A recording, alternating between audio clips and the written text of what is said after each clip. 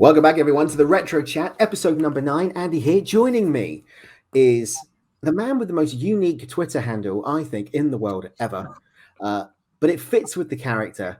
It's wrestling MC, referee, commentator, podcaster extraordinaire, Dan Barnsdall. Dan, welcome. How you doing, my friend? I'm good, sir. That's a much nicer introduction than you gave me last time. So it's great. In that case, I will say it is great to be back on Retro Chat. Lovely, and you called it the right name this time, which is even better. That was a slip of the tongue last time, purely. Oh, so you admit that you called it retro crap last time? No, I admit, and I listen back because I do listen. I do subscribe, and which you should all do as well while you're out there. I listen back to it, and I think I just spoke a little bit too quickly, and it did sound like retro chat. Sorry, but it actually was retro chat. So. But yeah, I will say, speaking of the last show where we discussed Transformers, which was a lot of fun, and it wasn't until actually I listened back, I realized there was so much stuff we didn't even talk about on there, including the comics and the games and all that kind of side of it. But just want to say thank you to a couple of people reached out to myself, giving some really nice feedback on it, which I was pleasantly surprised about, because I'm not an expert on Transformers by any stretch of the imagination, but I got a couple of nice feedback comments from fans out there, so thank you very much. Fantastic, great. I didn't, so if anybody wants to give me any nice feedback, that would be fantastic. Actually, speaking of things in the past, a couple of things I wanted to point out, my friend. Have you? I know we got a lot to talk about today, but have you got any idea what how important today's date is? Does it mean anything to you? I'm sure it does. I'm sure it's etched in your mind. It is etched in my mind, but why don't you refresh it? For all those who are not aware, 11 years ago today, I first physically met Andy Evans. Did you? Or maybe I should put it that way, you first physically met me. Yeah. At a wrestling event in Bournemouth.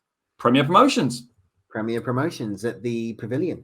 Yeah, and interesting enough, that was the night that Doug Williams broke the ropes on the ring. It really was. Wow, yeah. Now I remember it now. Yeah. So, which brings me on to my second point, because the reason I was there, because I'd won some tickets from your former radio show, the Ministry of Slam. So that's how I met you there. And also one of the other reasons I wanted to bring up, because I've been having several messages from the old Twitter universe out there, the fans, the wrestling fans, great wrestling fans as they are, telling me you've been cheating on me. It's not like we're a married couple. We divorced. Really? Has he? People are like, do you know he's back on Ministry of Slam? I'm like, okay, good for him. Well done. Bit of coverage. Why not? Who cares? Yeah, I've done some. I haven't cheated on you, my friend. TWS. I was going to say, do we need to go to get counselling or something like that? Couples counselling. I'm a trained mediator, so we could have a mediation if you want. But I don't think you can mediate yourself, though. I could have a go. It would be preferable to me, but I think you'd be biased.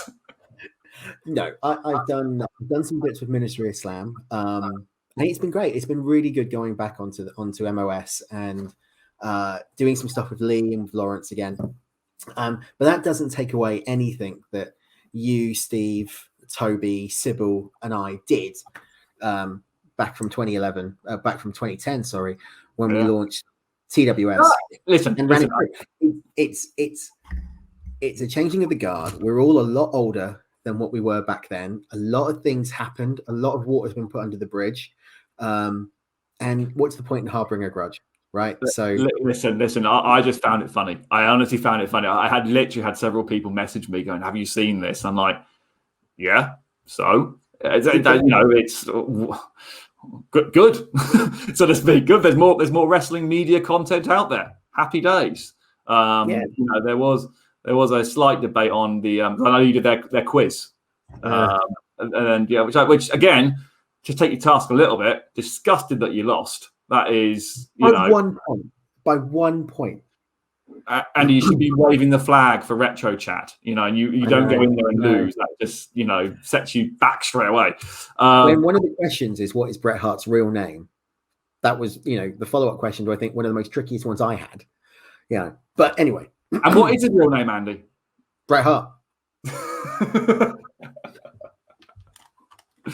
So there you go. No, I wanted to address it because people mess me. I'm like, oh, come on, people, let's move on. Come on. Do you know what? It's without trying to go back over muddied waters. Back in the day, we both did things that we shouldn't have done, and we both said things that we shouldn't have done. TWS and MOS. We were different. We kind of put it to bed a long time ago and moved on, and so did MOS to a degree. But I'm 40 in 6 weeks, right? I don't want to sit there and harbor grudges or anything like that. And Lee was a very close friend of mine for years. Absolutely. And just to be back on the same page with Lee is brilliant. And he's been on the show, and I've done some stuff with them, and he's coming back on. And am I ever going to go back and do Ministry weekly? Absolutely not. Do I want to go back and do Ministry weekly? Absolutely not. Will I do the odd guest spot here and there? Yeah. Will they do the odd guest spot on our show? Absolutely. Will you and Steve? Oh, breaking the fourth wall here. Steve's coming back. Would you and Steve come and do some stuff on Retro Chat? Absolutely. Does it matter? No. So, I echo that. Yeah. I mean, there was, as you said, a lot of stuff. I mean, God, I think this conversation comes up every time I do an interview with some kind of fan. It's like, the Sunday Night Wars. Yes, we coined this phrase, Sunday Night Wars. We pushed it as a bit of kind of publicity. There were some stuff which was done on both sides, which I think were underhanded, probably the wrong word, but it just wasn't great. And for me, and I say, I've said this publicly, no issue with Lee. I actually think Lee produces a very good product. And I've said that for a long time. When he was doing MS, I always thought, with all due respect to yourself and the others, I always thought he produced a really good product. And I think he's got a very good knowledge. And I always wanted to do a show with him. I thought he would be a fun person to do a show with. I do stand by the fact that there was one thing, one comment made, and I'll say it publicly about my wife on air, which and via social media, which I'm still angry about, and I think is a disgusting thing to say, and I won't give it airtime now, but that was one, and I do believe I know who made that comment. That person has never actually apologized for it or put their hand up and said, yes, it was them. I believe I know who it was, by process of elimination. And that's fine. I don't need to speak. That person can move on. But apart from that, yeah, I wish Lee all the best. MOS. It was a great, it was a great show. That's when I first got into wrestling radio. It's how I first met yourself. Yeah. I was a listener. As was Steve, I think, if memory serves me correctly. Yeah. I was there in the chat room most Sunday nights, chatting away to the people in there. I found it a great release and a great kind of environment to speak to people about wrestling fandom. And again, without MOS, there wouldn't have been TWS. Without TWS, obviously I wouldn't have met yourself, I wouldn't have met Steve, I wouldn't have met Toby. But equally, I wouldn't be where I am now, announcing, refereeing, national TV, all that kind of stuff. So it knocks back down the line. Always be grateful for where you came from. There's always a genesis point, and the genesis point was MOS, and then MOS kind of spiral. Whether or not you like it or whether or not you don't, it spirals off. And you look at MOS from another point of view. My role within the wrestling business is incredibly small.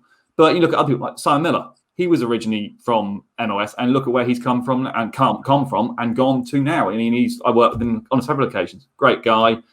Dramatically different bloke to what it was in MOS. You wouldn't recognise him just from a physical point of view. The guy is just completely different. But he's just making big strides going forward. And, Simon Miller, the guy that's definitely within British wrestling, something about that guy. That guy's going to go a long way, without a shadow of a doubt. Who knows? He might be signed to NXT UK before we know it. You never know. He's got the look. And let's face it. They need roster members now. They're releasing everybody. Wrestling releases. I mean, we've had loads as we're recording this today. On August the 3rd, to give it almost a timestamp. You've had releases from even links of obviously Bray Wyatt was a couple of days ago.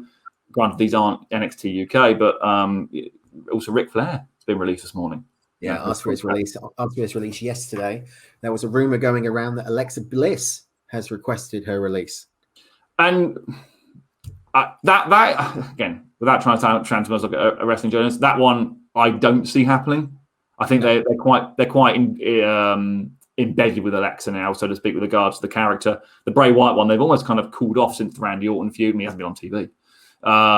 They've almost transitioned Bray's mystique and aura up to a point to Alexa. So I don't see that one happening. The other interesting one as well, without talking too much into wrestling, because I know we want to focus on legendary wrestling, Owen Hart. But the other one going with the rumors, believe it or not, the dirt sheets, are the Adam Cole's contracts up as of SummerSlam weekend or just after SummerSlam weekend. Well, apparently Adam Cole's contract actually expired July 4th. He didn't extend he signed at the Bash, and it covers him all the way through into SummerSlam weekend. Obviously, he's going to be involved in TakeOver, most likely I would imagine putting Kyle O'Reilly over. If he is, either way, I would imagine he's putting Kyle O'Reilly over in a TakeOver. But yeah, there is. That's an interesting one for me. What happens to someone like him next? You could have had an interesting exclusive there. You could have said Adam Cole's going to be involved with the TakeOver. When's the next CWP show? CWP is in November. We are, or CW, I say we. I'm not part of the management team. I just work there. CWP has decided to make sure everything's nice and safe before they come back. So yeah, just check out CWP on social media for more information. I will be there. I have confirmed I will be there. And slight hint, not as you would normally expect me. So okay, yeah. You're going to be dressed as a turtle. That's it. Yes, I'm going to be as a turtle. And I was never a turtle fan though. Interestingly, right. I know you've got a turtle show coming up. I was never really. I watched the cartoons, but I was never a huge fan of it. Oh, brilliant show! Brilliant show! Just before we move on and we talk about Owen Hart, I've got two things I want to pick your brains on before we move on. Current wrestling related. CM Punk, Daniel Bryan, AEW. What do you think? Again, if you believe the rumors, you read the dirt sheets, you listen to other shows. Even Tony Khan himself has not confirmed that either of them are signed. My understanding, for what it's worth, is that one of them has and one of them's about to. They've got 3 shows coming up in Chicago very shortly. I think the debut of Rampage is also in Chicago. It's at the Fair Trade Center in Chicago, Illinois. Yeah. So. If you're sensible, you would at the very least have CM Punk's first appearance there, and then maybe build to a match in a couple of weeks down the line if that's what you can do. I'm curious to see both of them in AEW. I'd like to see either of them or both of them wrestle again anyway. You know, whether it is in WWE, AEW, Impact, Ring of Honor, wherever. I think from a point of view of the smart fans, out there, and I class myself as one of them, I suppose. The matches you probably want to see are in AEW, the names there. But equally, there are some WWE matches you think, especially for Punk, there's a whole crop of new guys you haven't really seen him in or haven't seen him wrestle for quite some time. So I wouldn't be against seeing Punk going back to WWE. And bear in mind, he has been back at WWE for the, I forget the show they did on Fox. The Backstage. That was for Fox, though. That wasn't for WWE. And I think the problem with going back with WWE would be, it's still the upper management is still the same. You've still got McMahon, you've still got Triple H, you've still got Stephanie, you've still got the ones who had the issue with him, that they might come back and put a rocket under his ass for a couple of weeks, and then the false promises would come in. AEW, I think, will be interesting when you think about Punk Omega, Bryan Omega, even, Punk Darby Allin, which has been teased. That's been teased very heavily, hasn't it? Yeah. Week on Dynamite. The other one, and it's a link to what we're going to talk about next, is they've trademarked the King of Hearts. This is AEW. I haven't heard that. Okay. Owen Hart's moniker in WWE. Who would you use the King of Hearts for in AEW? I'm just trying to think of a character that would connect to that. Unless it's part of the Joker's Wild match at All In. Yeah, which that match is a mess. That match is not. They don't call it Joker's Wild, do they? Call it the All In Battle Royal or the Joker Wild. Yeah, but do you think it will get backlash though? Suddenly potentially calling someone the King of Hearts. These are smart wrestling fans that watch AEW. I think it depends on who you put it with, doesn't it? It depends on how it's used, and also depends on the reaction you want to get. If you want to get that kind of, it could be potentially even go away heat, but you want to get that kind of heat on a new top heel. Using the Owen Hart name or the gimmick, so to speak, could be a good way of doing it. I think if you want to get the kind of babyface kind of heat, or reaction from it, it's got to be put with the right person. And again, the current roster of AEW is bloated. I mean, I can't think of anyone there who you could potentially, unless there is a member of the Hart family that I'm not aware of, coming up the ranks and potentially could be signed. Bear in mind, AEW isn't against signing young, fresh talent. I mean, they've got Hook on the roster.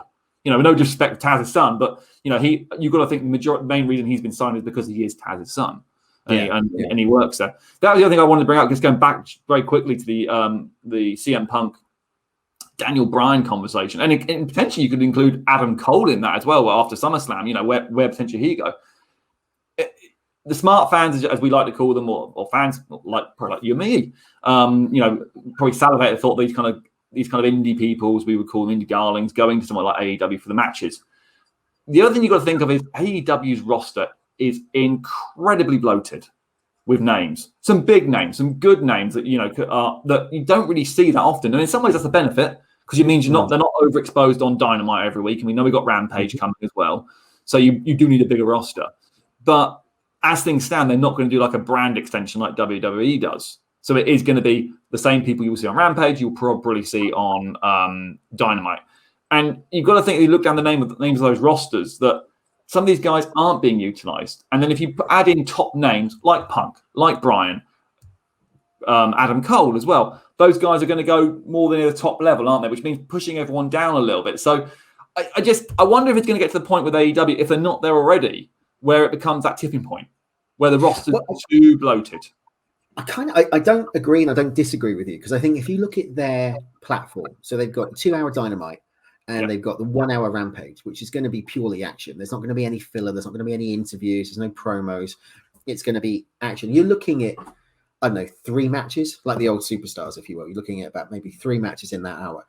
You've then got AEW Dark and you've got AEW Dark Elevation, which is the development show, which is what they always said it was going to be. So I kind of agree with you in the respect of they've got a big roster. I'm concerned with how much airtime they have now, because all of a sudden you've gone from 2 hour Dynamite to 3 hours, including Rampage on mainstream TNT, TBS. You've then got 2 hours of Dark Elevation on YouTube and 2 hours of Dark. So sometimes Dark goes longer. I've seen 2.5 hour shows on there. And sometimes it's shorter as well. It does vary. But equally, a lot of the guys you see on Dark, it is developmental matches, you call them, but it's against some of the same guys you see on Dynamite. Yeah. So it's not like you're thinking someone like, I'm trying to think, like Matt Sydal, for sake of argument, okay, you will see him on both Dynamite and on Dark. It's not like you're just purely seeing him on Dark as to get developmental talent over. So I don't know. I just think there comes a point where, I'm not a business expert. I don't never run a wrestling show. Wouldn't even dream to kind of even want to run one. But you've got to come to a point where, from a financial point of view, where is that tipping point? Where is that breaking point? And at the moment as well, I know how when I watch, TWF radio stopped X number of years ago now, and I always said when I left the radio wrestling media, I watched less wrestling. I'm actually watching more now because there is more for a start. But even right now, the background here now, I've got on Impact Homecoming on another screen here. So there's always wrestling to watch. And my point is, it's kind of like watching Dynamite is like you've got to stay focused to it because you miss so much, and it's like a constant roller coaster ride. It's constantly boom, boom, boom, boom, boom, boom, boom. And that's great, but it comes to the point where you're almost desensitized to it. So when the big moments kind of happen now, you're like, oh yeah, that's the big moment. Let's move on to the next. Where it doesn't get time to breathe. Conversely, on Raw, and I'm not saying Raw's perfect because it isn't, or SmackDown, but they get breathing space. And I don't know. My point is, I think the product's really hot at the moment. You can argue it's not as hot in WWE or wherever, and you can argue Impact's hotter here or there or whatever, and Ring of Honor, and you throw them into the mix, and MLW and New Japan as well. But I just think with going back to AEW, with AEW, there's got to be a breaking point where you can only have so much. And when is that going to come? When is it almost because it's too much? Is the backlash going to come from the fans? The thing is, you've only mentioned 3 big names there. You've only mentioned Punk, Bryan, and potentially Adam Cole. What you've also got to consider is Malachi Black just debuted. Tommy End just debuted, getting a huge push against Cody Rhodes. Not only that, Bray Wyatt, Braun Strowman, formerly known as. Both Braun been is released. rumored to be back towards WWE. That's the because they've released t-shirts for it. Yeah, he's rumored, which is really unique. They did the same thing with Joe, didn't they? When they released Joe, they brought him back onto NXT. It wouldn't surprise me now if, with Bray going, Braun ends up not re-signing back with WWE, because very quick to say the future on the other side looks bright. So if you then imagine you've got Bray and Braun in AEW as well, mix that in with Punk, Bryan, and potentially Adam Cole, that's your top 5 seeds. And bear in mind, I mean, I'm not saying he's main event star, but he's a legend. Christian fairly recently debuted, and and you're getting more. Technically, I believe he's like number 2 in the contender ranks. Yeah. Maybe number 1 now. Adam Page lost that match, but he doesn't feel, but he should feel like a main event kind of guy, because the guy has got kind of status. But you're then putting those guys on top of it. You're knocking those people down, which means you're knocking further people down the card. People like your Darby Allins, people like your Miros, who is doing arguably some of his best work. Yeah, absolutely. Agree more. And he's got that mid card. The TNT title is quite pretty prestigious, but he's got the TNT title. I don't know. I just think the more you put on top, the guys below and the girls get pushed further, and the women, especially in AEW, getting less and less time. Their roster isn't as bloated or getting the focus. But you've also got to think now, Mickie James could be coming in to do a one shot, especially with the NWA pay-per-view in a couple of weeks. The Iconics are free agents. So Iconics are still trying to sort their visa issues out there, apparently. That is still an issue. The Iconics, I would imagine the Iconics would land in AEW more than Impact, primarily because of Cassie and Sean Spears. You say that, but again, that opens, excuse the pun, another can of worms. Where you've got this, what they call it, the open door, magic door, whatever they're calling it. Yeah. Where we are having crossovers from, Impact, New Japan, and that you put New Japan next, adds a whole load of girth of matches in there.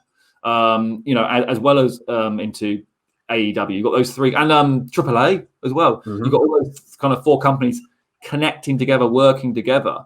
In some form or fashion, and you can almost see why, if you're Daniel Bryan, who allegedly wanted to work a more of a kind of a worldwide kind of group, you can see why he'd be more curious to go, well, actually, if I go to AEW, I can make it the odd appearance on Impact. I could wrestle. Trying to think someone on Impact you might want to wrestle. Moose, for sake of, I don't know. I'm throwing it out there. Or I could wrestle Okada. With New Japan, those matches are available. If you're a wrestler and you want to play your trade, you can see why the desire is there. Can you imagine if we were still doing a weekly episodic media show, wrestling radio? I couldn't, thank you. Hell on earth, wouldn't it? But just in terms of discussion, it would be fantastic. Because you're really watching everything. The discussions would always be there. The equal side of doing a weekly radio show now, as we were doing it, would be one of the things you'd be always doing is previewing stuff.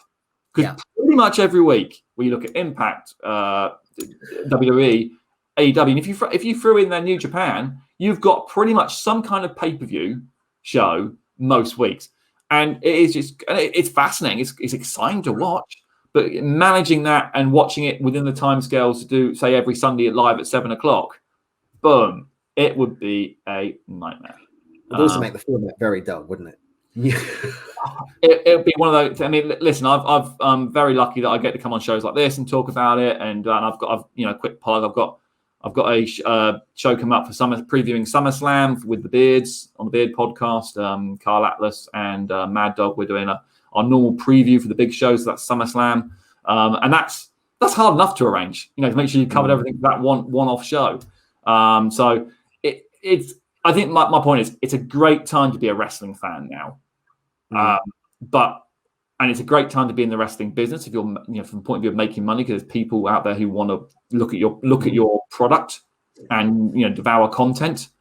The problem is, from a point of view of the wrestling content providers, there's so much to devour, and not everything can be sampled now.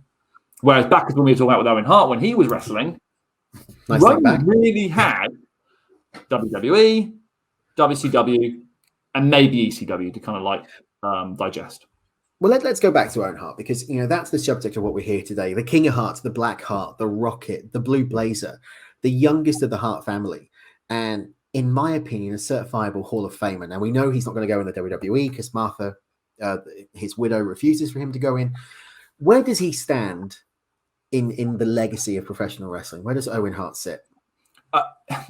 When anyone asks about legacies in wrestling, it's always very hard to be in any way critical about someone who's passed for obvious reasons. And Owen Hart is probably, due to the way he passed. I don't want to make a big conversation about it, his last day on earth, so to speak, but the way he passed puts him even more into that legendary status, because he was in the ring when he passed, unfortunately. So I think that always makes things harder to train. He is a legend. He is, from the point of view of the way he wrestled, his look. He was very, very unique. And I see, obviously, you're putting some for the video viewers now. He's putting some great photos of Owen Hart in the ring, and some of the many different character changes he had, many different kind of looks that Owen Hart had over the years on the screen now for you podcast listeners. Check out the video cast to see the photos. But for me, I went back when you messaged me and said, Dan, what do you want to talk about Owen Hart? I was like, Christ, yeah, but there's so much to cover, and there's been so many shows covering Owen Hart in his life and his career. But I wanted to go back. I wanted to ask you this, because I had to sit and think. What is your first memory of Owen Hart? Where did you, Andy, first see him? Do you remember? Yeah, I do, actually. I first saw him in 1989 at WrestleMania 5. And it was when he was the Blue Blazer. I can't remember who he was up against off the top of my head, but I want to say Skinner. Skinner in 1989. I want to say, go on. You keep talking. I will just double check. I'll fact check ourselves before we get fact checked online. What amazed me about Owen Hart was, at the time, I didn't know it was Bret Hart's younger brother, right? I just knew it was this character called the Blue Blazer, and the fact that he was doing things that you didn't see the heavyweights do. He was up the top rope. He was doing the flips. He was doing the somersaults. The character was so cool at that point. And then I just remembered he disappeared. And that was it. He was gone. It was like you saw him at WrestleMania 5 and then didn't see him again until, late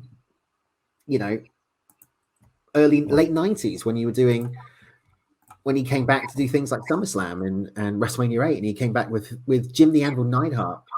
It's the new Hart Foundation and High Energy. The new foundation, wasn't it? Originally, the new foundation, I think they call it. So just to correct myself before everyone gets on us at Retro Chat Pod, that actually it was the Mr. Perfect that he took on WrestleMania 5 and lost to, obviously. My first memory, actually, when I first watched or saw him, was my first proper wrestling show I sat and watched was Royal Rumble 1993, which was my granddad. I went around to see my grandparents one day on a Sunday afternoon, and I can't remember how old I was, young kid, annoying my grandparents. Here, sit and watch this, and I was just fascinated for like 3 hours. Sat on their floor watching the wrestling. And obviously, the one that Yokozuna won. That is where I first saw Owen Hart, because he actually was in that Rumble. Came out in the high energy kind of god awful, and they had some awful looking gear. I mean, even back then it was god awful.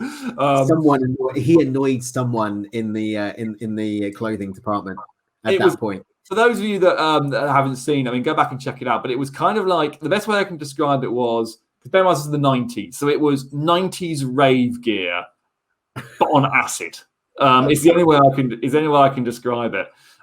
He actually was came out number 28 and was eliminated by Yokozuna, who was the ultimate winner. But I remember thinking, what struck me at the time was, I mean, watching this show, and I'd seen lots of people like Yokozunas, your Undertakers, your Earthquakes, your Berserkers were in the match, all these kind of big, scary-looking dudes. And as a young kid, I remember thinking, oh my God, these guys are almost superhuman, which is what WWE or WF wanted us to think at the time. Owen came out. Now, the first thing that struck me was, my God, my eyes can't take my eyes off his costume because it's like it burns. But second thing was, he was quite a smaller stature guy. Yeah. I wouldn't say he looked like me, but he made me think, oh, a normal kind of style guy can do this. He reminded me of what I thought my dad would look like in that kind of gear, if that makes sense. Yeah. And it was like, that's oh, scary. That's crazy. And you saw some of the stuff he was doing, like that's actually even in the Rumble. I remember him, flipping around that kind of stuff, thinking, actually, that's really impressive. And it wasn't, but equally, I thought, my God, he looks like a dork. Mm-hmm. You can tell he's like the younger brother of one of the main guys, Bret, who was the champion at the time. This guy, why is he there? And it wasn't until I kind of watched more matches, I suddenly realized that's why he's there. This guy is captivating to watch, but in a much smaller stature.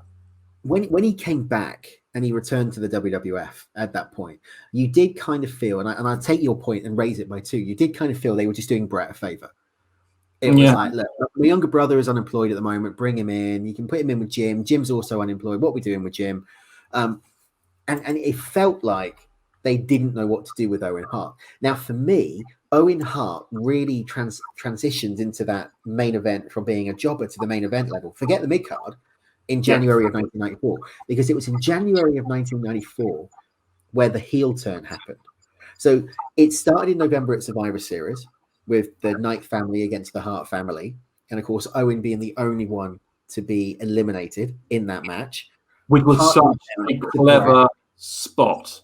If you look back at that, Owen made the tag, Bret comes off with the Irish whip, Owen's walking his way along the ring apron, back to the corner, bounces into, or was it the other way around? No, Bret was coming back. Owen was doing the Irish whip.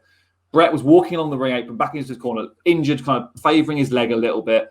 Owen bounces into the rope, pushes Bret off into the barricade, off to the big cell spot. The rest of the Hart family, come down and go, oh, Bret, you're all right. Owen turns around, it looks like, to begin with, looks concerned. Then, I forget who it was, I think it might have been Shawn Michaels actually, rolls him up, gets the 1, 2, 3. Owen's eliminated, and annoyed, frustrated, as he was the only one Hart member of the family that actually got pinned. Eliminated. Yeah. And was out. And when he came back at the end, I remember thinking when he came back at the end, he came running back and thought, it's a bit cheesy. He's come back out to celebrate with his family. But then that in the moment where he kicked Bret right in the leg. And then we had the immortal promo. I kicked your leg out of your leg. But that was the Royal Rumble. That was 1994 that happened. See, that was so in November they did the seeds of the heel turn. Yeah. And you saw the dissension brewing of the family. They then teamed up as a tag team on Superstars and on Raw, leading into a title match against the Quebecers, Jock and Jock and was it the Quebecers or it was the Quebecers? It would have been Pierre Lafitte. Pierre Roulis. Well, now PCO in Ring of Honor. And it was at the end of the match where he took the leg out of Bret Hart, calling him selfish. Yeah. Calling him selfish for not wanting to tag. Tag me, Bret. Tag me, Bret. That's all you had to do was tag me, Bret. And that was where he started. There's 2 things that come out from that promo that I think are always memorable for people. That's why I kicked your leg out of your leg line, which obviously was a fluff. And also he had like a glob of spit stuck to the side of his face, which looked absolutely revolting, but actually it kind of helped the whole promo, made him look more real. But you see, you mentioned that fluff line where I kicked your leg out of your leg. I remember watching it for the first time and I didn't pick up on the fluff. And then obviously now we watch it and we pick it back up. But was it a fluff? And I say that because of if you're in that highly emotive situation, right? And you're having a family feud and you've taken the leg out of the leg of your brother. See, done it again. And you're cutting that passionate, emotive promo, yeah, you're not going to be word perfect, are you? No, and if you think back over your life, we've all been at that point where we've been so angry, so upset about something that words just come out. It's like verbal diarrhea, and you can't stop yourself saying things, and they don't make sense sometimes. And that even makes you even more frustrated. You're saying, "Oh, I don't mean that. I mean this." And so you may be right. Maybe it was, done on purpose. We never know, unfortunately. But it's an interesting theory, and it might be right. It does add more realism to it, and that's what constantly we're trying to do. Within the wrestling business, is make it seem more real as possible. But it was such a big moment that Owen stepped out from behind the shadow, of Bret, which is what he called himself, and became to begin with, he dressed like Bret. That was the funny bit. He then wears a heel, but he was like wearing Bret's singlet still. He had the sunglasses on. He was ripping the sunglasses out. And he then, I'm trying to think, so we went from Rumble to Mania, where we had the WrestleMania 10, where they were in the opening match. And clearly, I think WrestleMania 10 gets a lot of coverage. WrestleMania gets a lot of coverage for the ladder match, which was, everyone says, match of the night. But actually, that opening match between Bret and Owen was technically probably the best match of the night. Do you know what always gets me, and I always remember this, is when they kick off the pay-per-view and it's brother versus brother. And the ring announcer at the time wasn't Howard Finkel. I can't remember who it was. I think it was Bill somebody or other. And from Calgary, Alberta, a crowd went absolutely enormous. They went off the roof because they're thinking it's the Hitman. It's Brad. And then in the minute Owen appeared, that crowd, biggest heel reaction, massive boos for Owen Hart. And it was at that moment I thought to myself, watching back on it now, that's when Owen arrived. It's interesting that I wouldn't say not going for the match, blah blah blah, but the end of the match was the what they call it, the rolling victory roll. Thank you, victory roll, and then obviously with Owen dropping down onto his haunches and pinning it. It's amazing now when you're backstage at shows, you hear the guys talking about matches, breaking this fourth wall down a little bit.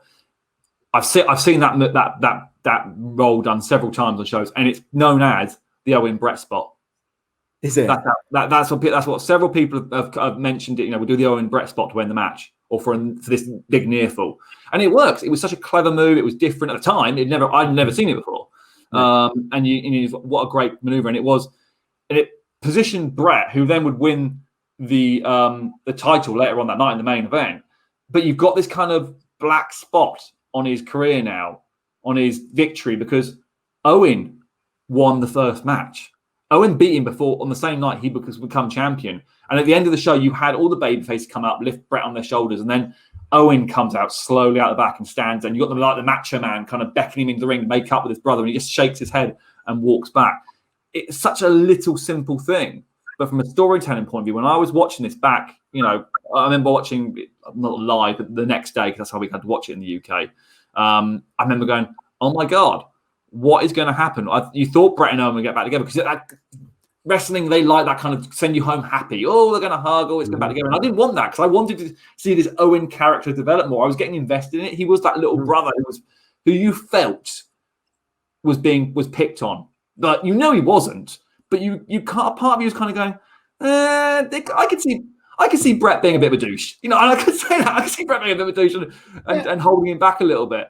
And that's my cynical mindset. But you kind of almost empathize with Owen a little bit. And it was, but equally, the majority of the fans were like, boo Owen, this guy sucks, so to speak. But it left open for this huge rematch. But what was brilliant about this was old school booking at its best, because they didn't go straight into the story. They let it simmer. They let it kind of go away. And they let Owen build himself back up and try and forge his own identity, as you said, or maybe as a carbon copy of the Hitman Bret Hart, taking the mick out of Bret for wearing the singlet and wearing the glasses, until King of the Ring.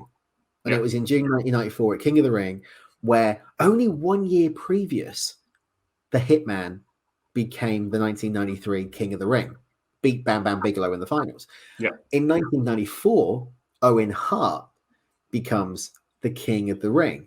And then you get that promo. Everybody talks about King of the Ring, and they talk about the Austin 316 promo, but you forget this Owen Hart promo. He also beat the man in the final who Bret beat at the Rumble. That you're saying, Razor Ramon. And it was kind of like, you've got this kind of like, you're almost positioning Owen as this new big hot heel. You then put him, you give him a heater by giving him Jim the Anvil Neidhart, who came out and helped him. And listen, with all due respect, obviously Anvil's passed as well. Never the greatest kind of in-ring kind of guy, but he was that bruiser, and he gave Owen that kind of strength factor. Plus, there was history there with Anvil tagging with Bret, and Anvil also tagging with Owen. And it was always said that Bret went on to stardom, where Anvil just kind of like did nothing really, just kind of stayed where he was. So you had that kind of built-in storyline there. and it built into SummerSlam where they had the cage match. It was a cage match, wasn't it? SummerSlam. It was a cage match. Yeah. Brother versus brother. It was the cage match. I think we saw a shot of it earlier on in the photo Carl was going through, where it genuinely looked as though Owen was going to win the strap at SummerSlam. And that should have happened, I think. I think they should have done it. I think, again, hindsight's always 20/20, and it's very easy to sit here and armchair book this stuff. But I think it would have been interesting to see Owen carry that strap, even if it was just a Survivor Series, whatever. Just give him that ability to kind of cement him as a main event guy properly. I suppose their argument was WWE at the time wasn't big on hot shotting titles around. Okay. Oh God, what happened? Yeah, I mean, granted that did change. But at the time, they were quite. The title reigns were quite long, and they wanted to prove it. And maybe there was plans. We don't know. Maybe there was plans to put the title on Owen down the line. But one of the things I think people may or may not know is that obviously Owen lost that match. They actually had a rematch after that, which was taped for a brand new show called, I think I'm 99% sure it's called Action Zone, and they were the main event of that show. And I remember it airing on Sky One over here, probably like a week to 2 weeks after SummerSlam. I believe it was taped before SummerSlam, but they aired it after that. And it was the main event. And I remember them pushing this new show on Sky One called Action Zone, and that was the main event. And I remember being so excited and sitting watching it. And actually, it was the best. In my personal opinion, it was a better match than the Charlie Min. Yes, I think it was Charlie Min. And then Stephanie Wyatt.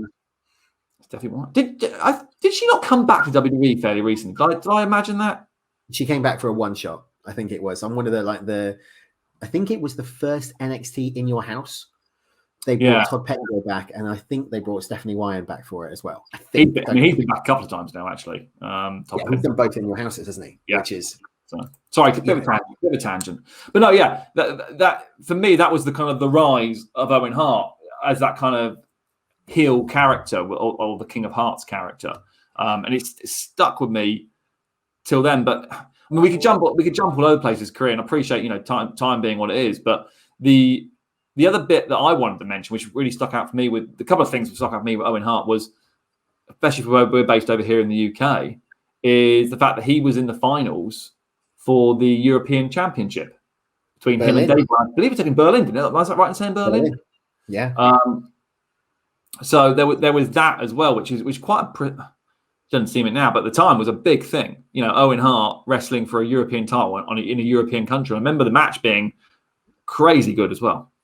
And that aired on a special Raw, didn't it? They aired the match. It was a normal Raw episode, but they aired it from Germany. I think we only got highlights, if memory serves me correctly. But you might be right. Yeah. It was a while ago. I know the match is on. I'm sure it's on the network now. You can actually go watch it directly. But I do remember them bringing it in that. And the European title got quite a bit of a push to begin with. Bear in mind, Shawn Michaels held it for a period of time. One night only, 1997. Yeah.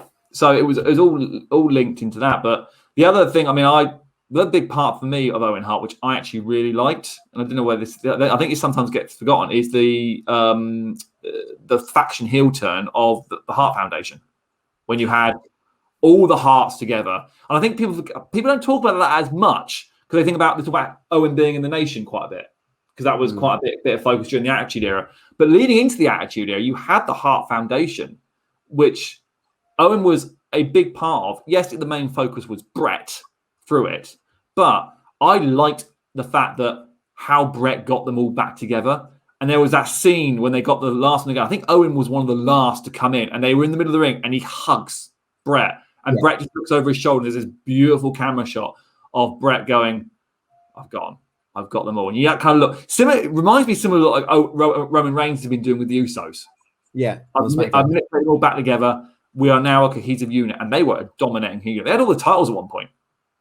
How scary is it, though, that out of the 5 members of the Hart Foundation, only Bret survives? Scary and sad. Absolutely. When you look at that, you obviously Brian Pillman, the British Bulldog, Jim the Anvil Neidhart, Owen Hart, and as you said, the last one.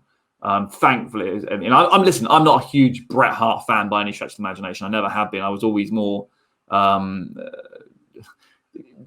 I was more the bad guy side of it. I always leant more towards your Mr. Perfects, your Ted DiBiase's of this world.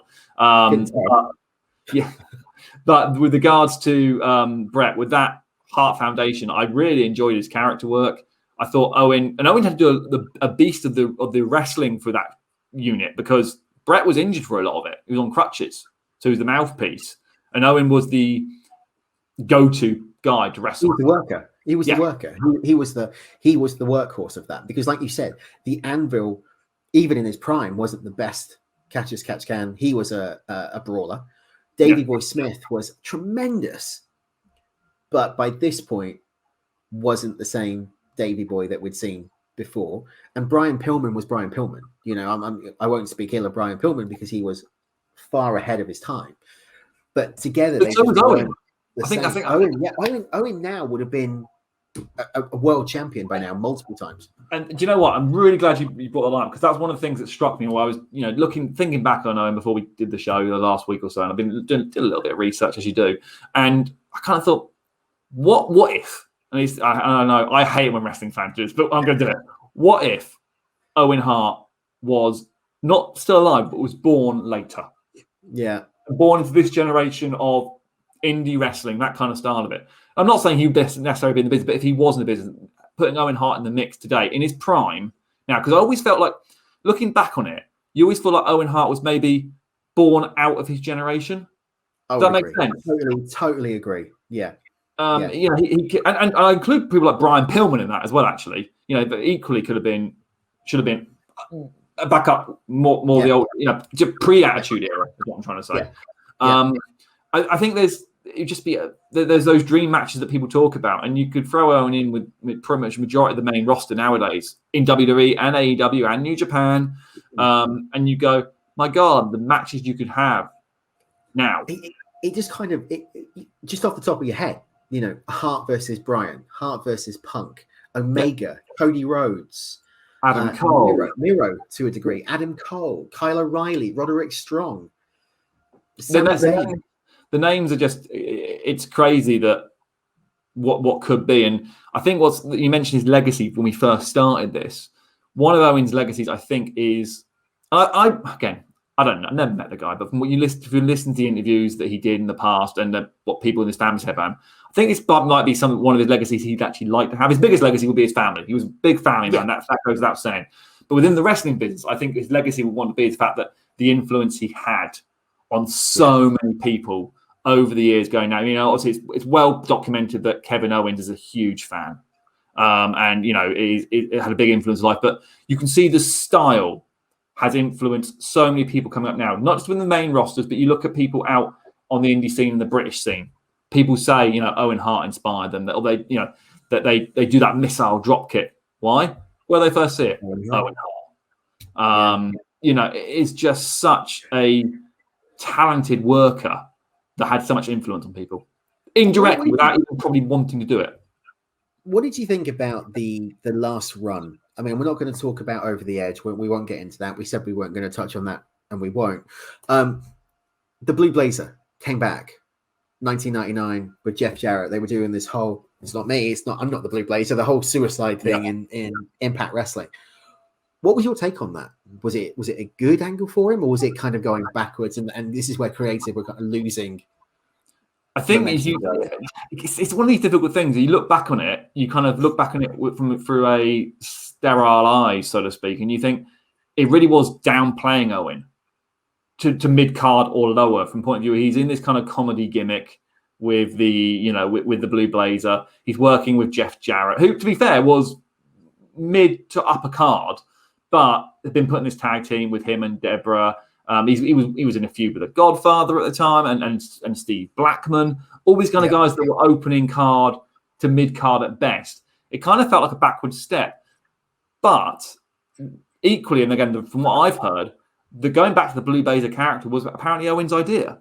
He wanted to do it. He enjoyed the fun of it, and maybe that's great. Owen was as we put out on put out on social media, I put on my social media kind of comments about Owen Hart, and everyone said about him being a ribber, and the ribs he used to pull. And I can almost see that Owen, I think, came to work because he had to. came to work because he wanted to pay for his family and he wanted to spend more time with his family, but he also wanted to have fun. And if he was going to do it, he was going to have fun. And I think the Blue Blazer character gave him that ability to have fun.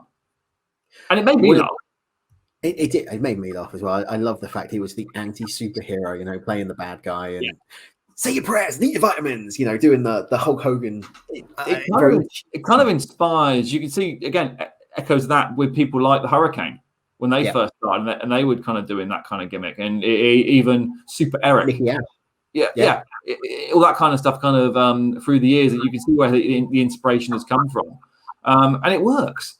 And again, from a merchandise point of view, you're going to sell a shed load of masks, which is happy days for the former. One of the last things that I want to touch on with Owen Hart is taking us back to Canadian Stampede in Your House 6, I think it was. Canadian Stampede. It was the big 10-man match between Austin, the Road Warriors, Shamrock, and Goldust against the Hart Foundation. And that last scene where obviously the Hart Foundation have won, it's in Calgary, it's in their backyard, and the family comes in the ring, the entire Hart family, the kids, the grandkids, Sue and Helen. And that you talk about Owen being a family man. There's that one image of Owen with OJ. Yes. Just holding his son. Yes. And that was that to me is Owen Hart right there. And I think, over the years, you get to speak to a lot of people who knew Owen. We have from this small journey we have into wrestling journalism, shall we say, for interviews and people who knew him, and that everyone says he's a family man. He family came first to him. His kids were his world. His wife was his world, and that's great. That's for him, great. And I think again, his legacy, what the legacy he would want, is people remember him holding his kids, being that family guy. Unfortunately, from a wrestling fan's point of view, we remember the fact that great worker, great ribs. Absolutely. Should he be in the Hall of Fame? Should Martha allow him to go in? Does it even mean anything? That was what. Listen, I like the Hall of Fame. I'm always curious who they're going to put in every year. What does it mean? In the grand scheme of things, what does it actually mean? What does it mean to Martha to stop him going in there? I don't really understand what she's potentially gaining from it. And again, I don't know. I'm sure someone can give me an answer to that. But then equally, is there any people really losing out? Is the fans who want to celebrate Owen's life properly by saying he should be in the WWE Hall of Fame. But equally, does that mean you can't celebrate his life? Of course you can. That's what we're doing, so to speak, up to a point. I don't think it makes much difference. I think from a fan point of view, yes, we'd like to see him in the Hall of Fame because that kind of feels that's something we should do. And you look at what the other people are in there, and why not? I mean, the Bulldog's now in there. Bret's in there. The Anvil's in there, isn't he? It's part of the Hart Foundation. It's the Hart Foundation, yeah.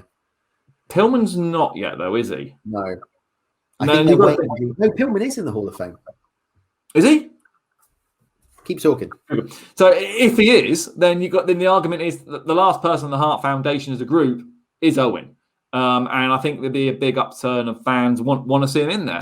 I like to celebrate Owen's life. I think it'd be nice. And WWE have done some great shows, documenting Owen's life and celebrating it. Put him in the Hall of Fame? Yeah, why not? Come on, Martha, just do it. But equally, I'm not going to be crying that he's not. It's whatever kind of works best at the end of the day. But yeah, I think the majority of fans, 99.9% of fans, say Owen Hart should be in the Hall of Fame. Brian Pillman's not in the Hall of Fame. So there is that ability to put the Hart Foundation in. And you've got to think realistically that at some point Pillman will go in. Yeah. In one word, as we close up this episode on Owen Hart, how would you describe Owen Hart in one word? One word. That's never easy for me in the best of times. I know it's not. I've learned promo skills. I would say one word to describe Owen Hart. King. Wow. You couldn't end it better there, could you? King of many different things, but king.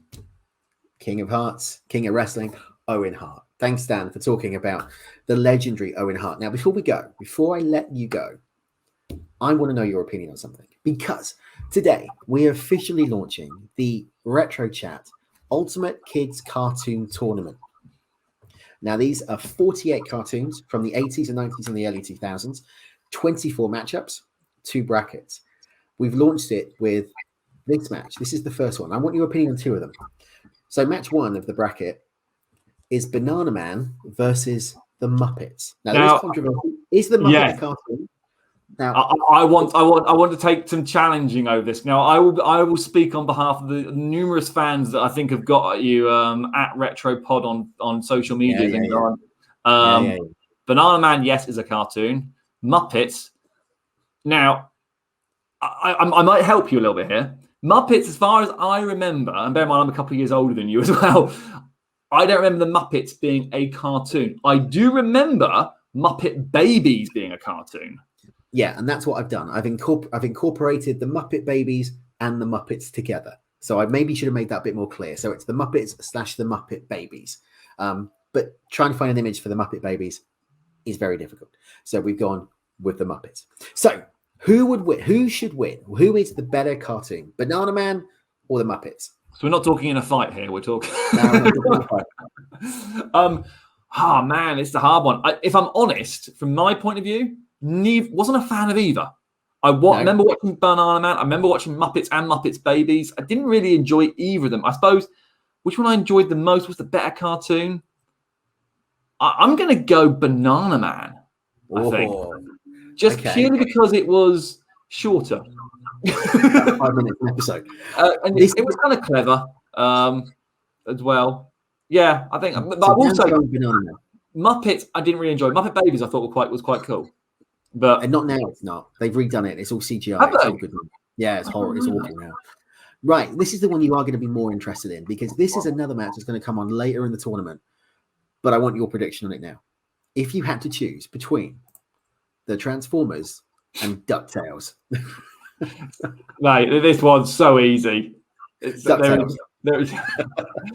no argument. This Transformers every single step of the way. I did enjoy DuckTales as well, but it was no. I say I've had a look at the brackets, which I know are on your brackets actually up on social media. I know you sent them to me. Social media, yeah. It's only certain people who have got the brackets. You're I won't ruin it for stuff, but there. Can I just say one? I won't say the actual bracket, but I'll just say one cartoon I'm really glad you have put in there, which I thought you might have forgotten about, and that's Jason the Wheeled Warriors. How could you forget Jace?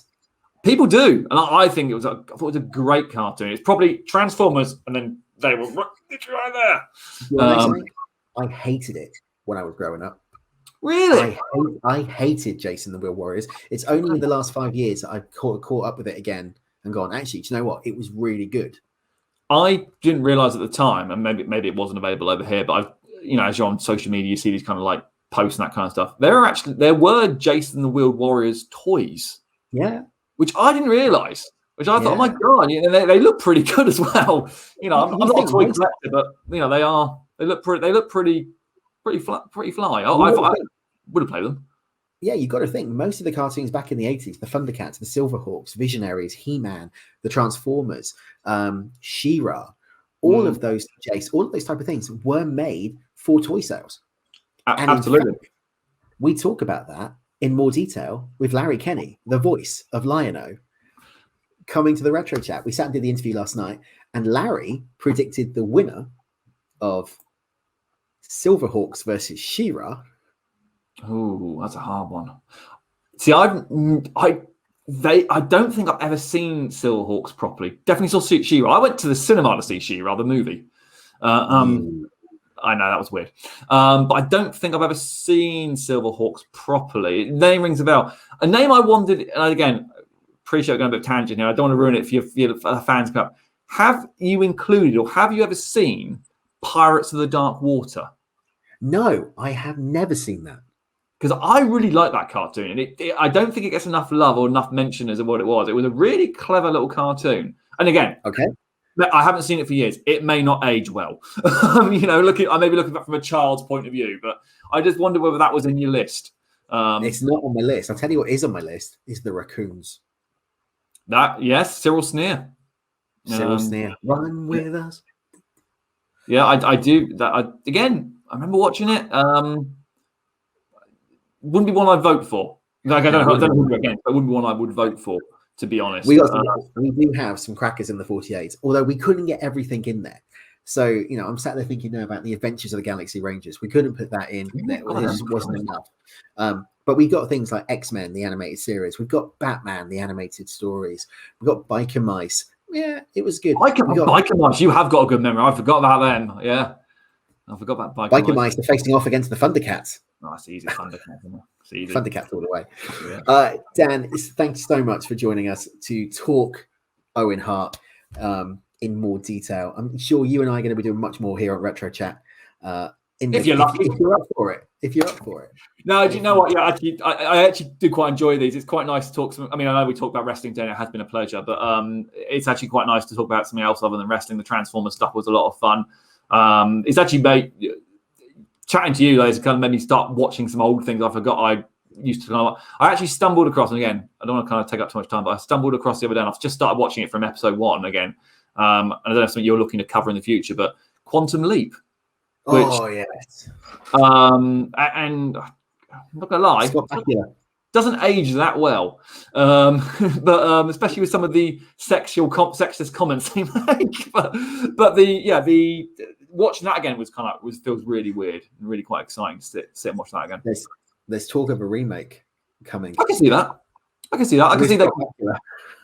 Wow. Well, I see something like that you could do with much more better visual effects nowadays. You've got a lot more history you can cover. It's kind of like it would be quite clever. Wasn't Sliders though technically a remake or a revisualization of it? That's what I always took it as. It was a revisualization. It was never officially said to be a remake or a reboot.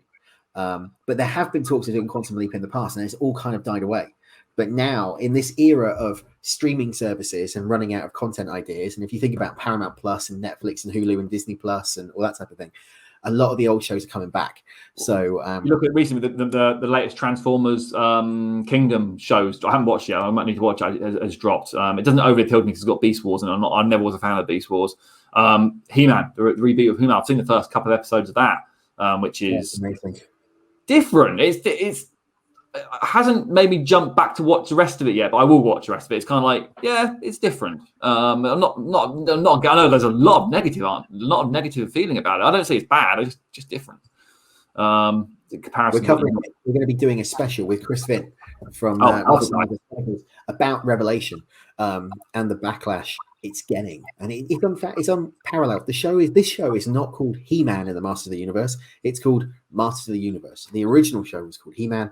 I understand it, but it's the closest to the original series you're going to get. And I think Kevin Smith is such a fanboy and a love affair of Masters that he's done it as good as he can. And a lot of the controversy is because Teela has been the main focus.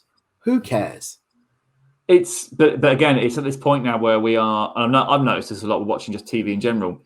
Quite rightly, there's this thing now pushing this, I won't say women's lib, but dominant, strong female characters within roles. Like, better still, I don't know if you've been watching the recent series of Batwoman. No. Now, it's again, it's a bit Marmite for people, I think, but it's very, very focused on we are women, we are strong, we don't need men, all that kind of side of it. It's very, and it's okay, but you kind of like it's kind of. Whereas if you look back over the years, great example, watching Quantum Leap. I think I've just seen episode 5, and he's jumped in this body of this woman, this bloke, and he's there, and this woman, he's defending her, so to speak, and she's always kind of like timid and kind of like, oh, what do I do? And it's like that. You don't see that anymore. We don't want to see that anymore because that's not how women are. But that's how they were portrayed back then, and now it's almost like the case of, boom, these women are strong, powerful, and I know what I mean with Teela. She is that person, this strong, powerful kind of main focal character. Same with Batwoman. Granted, it's Batwoman, but literally every main focus, every main character in Batwoman is a woman. They're all pretty much all female. It's pretty much a whole female cast. Yeah, and that's not the reason I don't watch Batwoman. It's because I've kind of gone really bored of the Arrowverse. I'm not even watching Flash or Supergirl at the moment. It's just it's too long. With Arrow to the end, and I think Stephen Amell is brilliant. I love the Arrow concept. When it got to the time jumping, I must admit, when it was gritty and dark and yes, he was impressive with his physique and that kind of stuff, but there was none of the kind of magical rubbish. It was kind of clever. Once it kind of got into that, I must admit I switched. I stuck to the end. Arrow, DC Legends Tomorrow was the same. I dropped out of that, I think, the third season.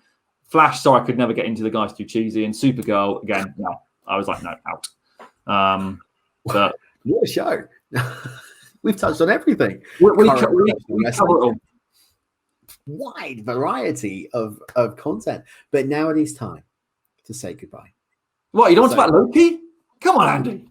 That's a separate show on its own, mate. Come on. Dan, if they want to get in contact with you, if you're available for bookings, how do they do it? Yeah, I mean, simple way now. Since I last came on, I've had a bit of a rethink and I've restructured my social media now. So it actually all links in together. So I am now, as you can see on the screen, if you're watching on the video chat, you can get me on all social medias. That includes TikTok. I haven't done anything, but I'm on there. I know. You're on TikTok. I've downloaded the app. I've logged in. That's all I've done. So please follow me if you want. But yeah, Twitter, Instagram, Facebook, TikTok, as I quite rightly said, at the MC with Socks. That's at the MC with Socks. You can get me across all of social medias for that, for bookings. Yeah, again, whether it's announcing, refereeing, which I'm doing loads of at the moment, which is great. Commentating. If you want me to come on your podcast, you know what? I'm happy to jump on a podcast. I don't want to run a podcast. I will happily jump on a podcast and talk whatever you want to talk. Yeah, just drop me a message at the MC with Socks, and I would happily come on, depending what you're talking about, obviously. Yeah, some topics you don't want to talk about. Not with Silverhawks. No idea. Unless you challenge, watch it, and then we'll talk about it. Dan, it's been an absolute pleasure catching up with you. It's been a long time since you and I have spoken again, since well, we just do the podcast now. Stay with me. I rung you the other month, you liar. You were? Well, I rung you the other week. We had a phone conversation the other week. So do not say that. Do not try and make yourself like a that hard dumb guy. I'll call you out, Evans. I will call you out on the show. You also butt dialed me the other day. Did I? It was very interesting. I picked up the phone going, "Hello, Dan," and you're like, "Hello, Dan." It's great when people butt dial you, because you just sit there listening for about 5 minutes to see if you're going to hear anything juicy, and in the end you get bored and hang up. you think in the flat screen phones, what they call these digital phones, whatever these things are now. Yeah. Those days are gone. I remember we used to do all the time with the buttons phones. I was a nightmare dialing people. The old Nokias. Yeah. The old Nokias. Yeah. But now I have noticed I've done that a couple of times recently with my new iPhone. Just saying. But it's very interesting having a butt dial from you. So, and then I messaged and you went, "I didn't mean to call you." I know you didn't mean to, but you did. I was obviously missing you. So I miss you too. You too. Anyway, stay on the line for me for just a second. That's it for Retro Chat. Stay tuned for more. We've got Larry Kenny coming up. We're going to be talking Turtles. We've got an episode on Knight Rider 2008. We're going to be doing Baywatch. We're going to be doing we're going to be doing Baywatch. The swiping thing, the Knight Rider. The side on light.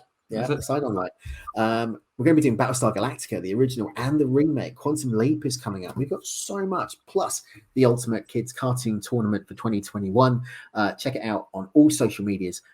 Retro Chat Podcast on Facebook and Insta, and Retro Chat Pod on Twitter.